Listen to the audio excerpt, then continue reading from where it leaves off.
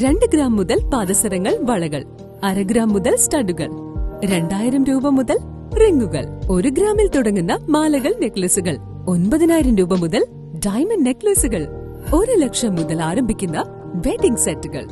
കൂടാതെ നിങ്ങളുടെ പഴയ സ്വർണത്തിന് ഏറ്റവും ഉയർന്ന മൂല്യവും. Maharaja gold and diamonds, toll junction, Edappally, Palluruthy, Tripunithura, Kalady, Eramalloor, Aroor Palli, Thuravoor, Thrissur. കാരുണ്യ സാമൂഹിക സാംസ്കാരിക വേദിയുടെ 10ാം വാർഷികം MV ബെന്നി ഉദ്ഘാടനം ചെയ്തു. കാരുണ്യ സാമൂഹിക സാംസ്കാരിക വേദിയുടെ 10ാം വാർഷികാഘോഷവും വിദ്യാഭ്യാസ പുരസ്കാരദാനവും വിവിധ മേഖലകളിലെ പ്രശസ്തരെ ആദരിക്കലും എഴുത്തുകാരൻ MV ബെന്നി ഉദ്ഘാടനം ചെയ്തു.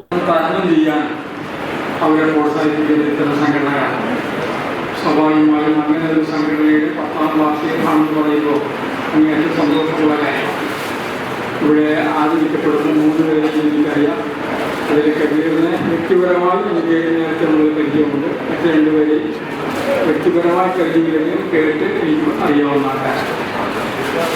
അതുപോലെ തന്നെ ഇന്നിപ്പോൾ സമ്മാനാർഹരായി മാറുന്ന കുട്ടികൾ നമുക്കറിയാം. ഏത് നാട്ടിലും നമ്മുടെ ഭാവി തലമുറ എന്ന് പറയുന്നത് നമ്മുടെ കുട്ടികളാണ്.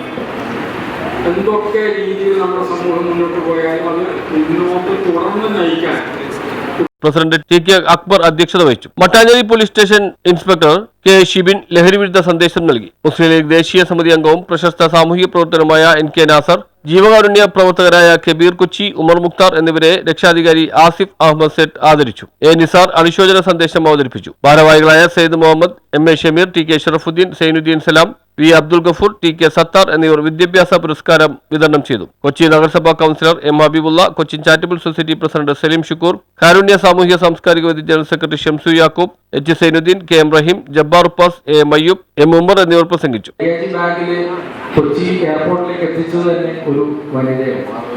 അപ്പൊ തന്നെ നമുക്കറിയാം എത്രത്തോളം ഈ ഡ്രഗ്സിന്റെ സ്വാധീനം, അല്ലെങ്കിൽ ഇതുകൊണ്ടിട്ട് ഈസി ആയിട്ട് പണം സമ്പാദിക്കാം എന്നുള്ളൊരു ധാരണ നമ്മുടെ യുവജനങ്ങൾക്കിടയിലേക്കെല്ലാം വളരെ വ്യാപകമായിട്ട് വന്നിട്ടുണ്ട്. പക്ഷെ ഇവർക്ക് ഇതിനെക്കുറിച്ചുള്ള മറ്റു ധാരണകളൊന്നുമില്ല. ഇത് എത്രത്തോളം സമൂഹത്തിന് എത്രത്തോളം ദോഷകരം ബാധിക്കും, അല്ലെങ്കിൽ നമ്മുടെ മെന്റൽ ഹെൽത്തിന്, അല്ലെങ്കിൽ നമ്മുടെ ഫിസിക്കൽ ഹെൽത്തിനെ എത്രത്തോളം ബാധിക്കുന്നതിനെ പറ്റി യാതൊരു ധാരണയില്ല.